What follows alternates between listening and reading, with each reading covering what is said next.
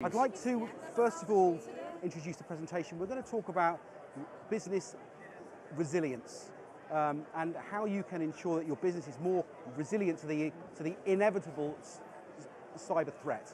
I'd first like to introduce John Meakin. In fact, John, would you like to introduce yourself, please? Yes, so I'm John Meakin. I am a security geek in as much as I've been a Chief Information Security Officer at a long range of different companies in different market sectors for about 25 plus years. Most notably, if you like, my excuse for being here is I have been the Chief Information Security Officer at Richemont, which is a luxury brand conglomerate, retail and manufacturing, includes brands such as Cartier, Montblanc, Van Cleef & Arpels, and so on. I have also most recently been the Chief Information Security Officer at Burberry, another luxury brand that you'll probably recognize. So I've had to deal with the implications of the security or otherwise of information in a retail environment, which is very much, I think, home to, I would imagine, most of you here today. So I will now shut up. I'm just the eye candy, really. Simon's going to do most of the talking, so I'll sit down and intervene when I should. Thank you very much, John. So what I'm going to do is I'm going to present some foundational piece of information, some ideas, and I'm going to ask John, I'm going to invite John to comment where he feels it's appropriate and interesting too. Please go ahead, John. So the first thing I wanted to do was ask you some questions. And when I ask these questions, I'd like to think not only if you have the answer, but who in your organization might have the answer. What tools might they use to get the answer? How important would it be to get that answer in real time? So the first one is, how many endpoints are there on your network, on your corporate network, including POS, including all your branches potentially, including in manufacturing? How many in total? Is that an accurate number? Are you sure about that? Typically we find with our customers, large enterprise, retail, etc., that there isn't as good an understanding of this number as you might hope there would be. And different parts of the business, be the operations, security, compliance, might have a different understanding of the answer. We can go on. What applications and versions of those applications are installed on those endpoints right now? Not 3 weeks ago when you did the audit, but today. How are the applications being used? These are all essential questions as well. A key question, are they all patched and updated right now? And one thing I might say here is, in the world of patching, applying fixes to known vulnerabilities to software, 85% success rate is pretty good. It's seen as successful. And we'll talk a little bit later on about some great real-world examples where this idea of 85% is successful and the reality are completely separate from each other. Actually, Simon, if I can sort of interject here based on some real experience of my own. The retail environments I've worked in are typically fast-moving, fast-changing, particularly at the store end or the boutique end, whatever you call it. And IT on the floor gets reconfigured on a regular basis, can even be as much as every few weeks, particularly if you're going through a transition. One of the things that myself and the IT departments I've worked with have found extremely difficult, it's keeping track of that change, and hence, as Simon says, therefore keeping accurate insight into exactly what you've got out there, whether it's point of sale, whether it's the mixed media systems now, which we use to generate customer interest when you're in store. All of those systems, which of course are subject to the more sophisticated, more insidious type of security, breach security attack that we experience today. Not only that, but of course what plays very strongly to this issue is when you're talking about point of sale or media AV systems in store, those systems aren't necessarily running the latest versions of the OS or even the firmware if it's a highly packed device that the security guys in the center who've got this notification of a new patch coming out are expecting you to be on. So again, that's an extra layer of obscurity that gets in the way of the job of securing that network. Thank you, John. And after we talk about the applications that are running and the versions and if they're patched, we also want to know who is on the network. Are all of the actors currently operating on this wide network of which you're not even sure how many nodes there are? Are they good people, bad actors? What are they actually doing? How are their permissions enforced? All of these are really valid questions that require immediate, real-time understanding, and it shouldn't matter that your network has 1 million nodes, half a million nodes, as opposed to a few thousand. You should still be able to get that information in a perfect world, of course. Now that typically isn't possible with the current generation of tooling. Finally, what are those people doing on your network, and what were they doing yesterday? Can you look back in time to see how they got on there, for example? And I'm going to talk a little bit about a really fantastic example that we all should be familiar with. It's got everything, but we'll come to that in a short while. So if I come back to looking at those questions again, at Tanium, we understand what organizations are typically facing is between 12 and 20% of endpoints are unmanaged. So if you might ask a CISO, a CIO, how many endpoints does your organization have? They'll say between 70 and 85,000, for example. So that's quite a big gap. I mean, I don't know if you have any, if you can corroborate that, John. Yeah, I mean, there are all sorts of reasons for this, being unmanaged. So for example, if your business structure encompasses the idea of franchised outlets, then of course, for a franchisee, they may not be buying the IT support, even the hardware from you. If you're running retail outlets in duty-free locations in airports around the world, you'll find in many airports actually the local IT plumbing, of course, needs to be provided by the airport. They insist on that. And so you have a situation where you have your endpoints or someone else's endpoints carrying your data on either your network or someone else's network and so on. So, you have this very complex structure, which means, if you're trying to solve the security problem, keeping that all-important customer data secure when it flows up from the point of sale, then you've got to take a different approach from the one which says, oh, I know it's secure because I've got this big spreadsheet here that enumerates every endpoint, every IP, every router, and so on. That's not reality in at least some of the retail world. Perfect, thank you. So we also find that 60% of these endpoints, the number of which we're not even sure of, are missing 6 or more critical patches. So there are 6 or more known vulnerabilities to which these things are vulnerable that have an existing patch and they're not patched. That's significant.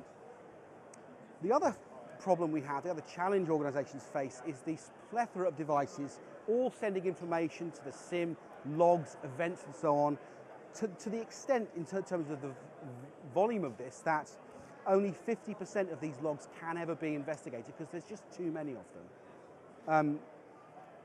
And then finally, this has come down in the last few years, but it would typically take 99 days from initial infection to detection of those that are detected, I might add, for a normal security incident. So that's 99 days in the example where we even catch them, where the industry catches them, where the bad actor has almost free reign on the network. So, if you combine all of these facts together, and the problems only get worse at scale. So the larger you get, the more challenging it is to really have this real-time view of what is actually going on inside your organization. Fantastic example, which I'm sure you've all heard of. It's a little bit old now, maybe a year old, year and a half old, but it's got everything. So this is WannaCry. WannaCry started out, if we go back to 2012-ish, there was one of the intelligence agencies for a major Western country may have had some access to this vulnerability, which Microsoft didn't know about. They had some tools that could exploit that. These tools were then leaked. They were leaked as, they were called Eternal Blue, was the code name. A couple of years ago, these made their way into the criminal world and then Microsoft released a patch, a critical patch to fix this vulnerability. At that point, 59 days after the patch was released, so the fix was there in the public domain, 59 days after this, the WannaCry ransomware epidemic occurred globally. And we saw this happen in 150 countries, so more than 10,000 organizations. I've seen estimates between 200,000 and 500,000 endpoints were successfully exploited. I mean, do you have any personal experience with this, John? With WannaCry? Absolutely. So, in my experience, this is not actually a retail example, but my experience of WannaCry was this panicked phone call from the CIO of a large, actually fast-moving consumer goods manufacturer, saying, our computers are all shutting down. Everywhere we look, gradually, we're getting this sort of freeze coming on board. And so I immediately start sort of asking questions around, well, what does it look like? What's the experience like? You start reaching out to intelligence providers to try and get a handle on what's going on. It actually, the great thing was, given the size of this event, there was quite a lot of data which became available very quickly. And for me, one of the key takeaways specifically from WannaCry was how that CIO, and having studied the event a lot since then as a CISO, as a security professional, how many guys with whom the buck stopped on the day really didn't know that they had machines in dark parts of their network, in out-of-the-way parts of the world. And that's why they got infected. Either because those machines were exposed to the internet and running the vulnerability, SMB-v1 vulnerability, so essentially a file access vulnerability, exposed to the internet and allowing incoming file access. Because the way WannaCry worked is once it was released on the internet, it would go around scanning the internet looking for ways of touching files on remote servers, just going through IP address blocks like that. So if you had bits of your network where you had boxes you didn't know about and you were so ignorant of them that they were also exposed to the internet for what is inherently an insecure activity, i.e. allowing incoming access to files, then you were going to be bitten in the backside.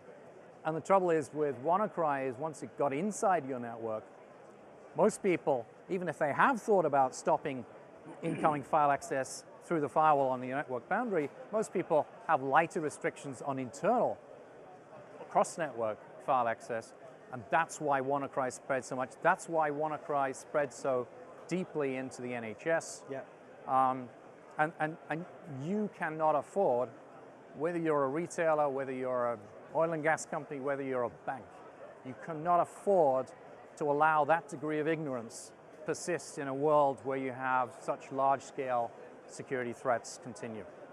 Thank you. I mean, a year and a half after WannaCry, I did a search earlier today on Shodan, which is a search engine you can use to find interesting things. And if you do a search for SMB version 1 on Windows using a port 445, which is what it is, you'll find more than 1 million endpoints accessible on the internet. 1 million. This is a year and a half after this happened. This is crazy. And this is just one example. So we have Meltdown Spectre, we have those recent Struts vulnerabilities as well. So these are all part of the same thing. If you don't have the visibility of your estate in real time of how things are changing, it's extremely hard, almost impossible to be able to have security, to manage it. And obviously this is what you don't ever want to see, which is the ransomware pop-up caused, in this case, by the WannaCry epidemic. So the problem then moves to, we need to find a solution. We need to find a point solution to our specific problem. But the challenge is every new problem then requires a new tool.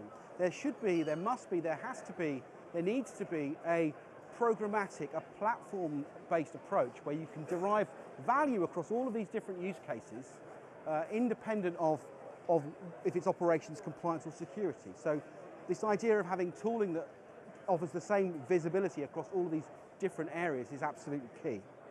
And I'm sure you have experience, I'm aware of time here, but I'm sure you have experience of how many different tools that most organizations often use.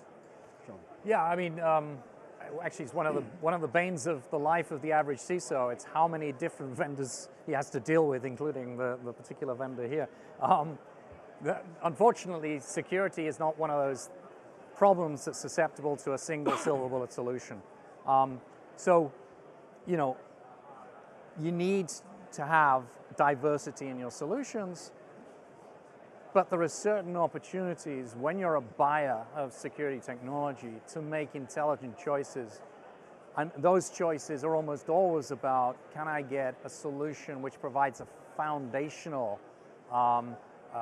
payback to me, like understanding what my estate is like, being able to discover the extent of my estate, and then maybe a tool which will do cross-platform management of vulnerabilities and patching, and then maybe a tool which will integrate all of the logs that each one of these machines on your network retain if you configure them properly, but integrate those logs, draw them into the middle, and provide you with the ability actually to detect in near real time the sorts of events that are happening on your network that you need to worry about as they're happening and take action to respond. Thank you.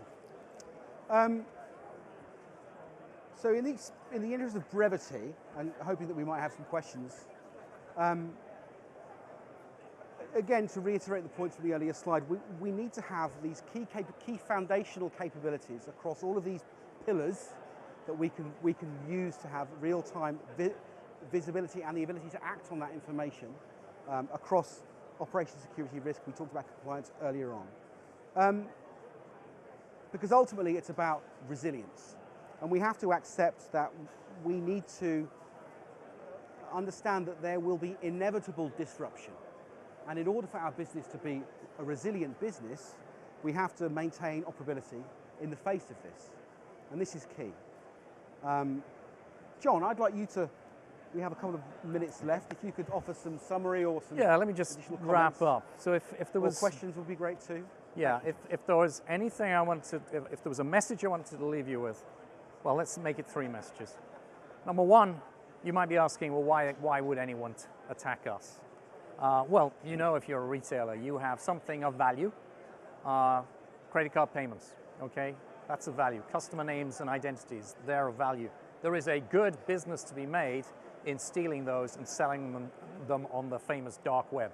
And people, including organized criminal groups, are making big money out of doing that today. So that's why, okay? Number 1. Number 2 is, you need to know what's on your network before you can begin to solve the problem. Don't go blind into the deep dark night, as some poet once said. You really do need to think about, how do I understand what my network is? And that's very important in a business like retail and some others, where change is the order of the day.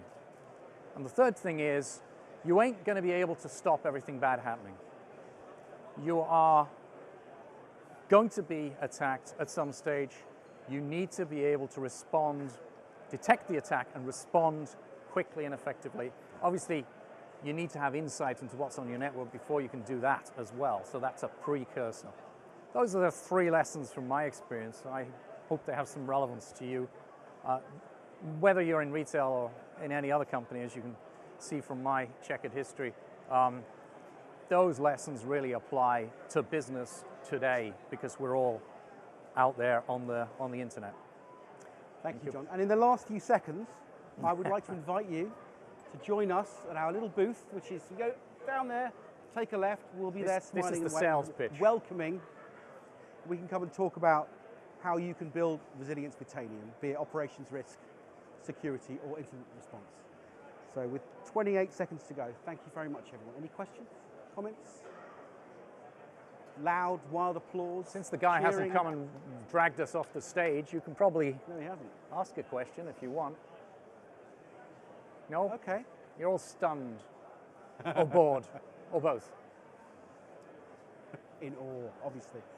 Thank you very much, everyone. Appreciate it. Thank you. Thanks, Simon. Well done.